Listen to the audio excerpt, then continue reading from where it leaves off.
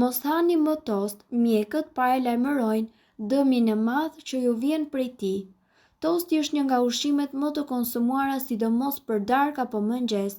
Kjo për arsye se përgatitja e tij është shumë e thjeshtë, por mjekët kanë rekomanduar që këtë ushqim ta heqim menjëherë nga dieta.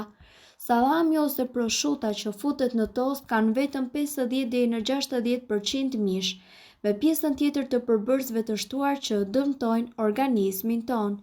Idealja sipas nutricionistëve është që prosciutto ose sallami të ketë të paktën 85% përbërje mishi, edhe pse gjëja më e mirë do të ishte 100%.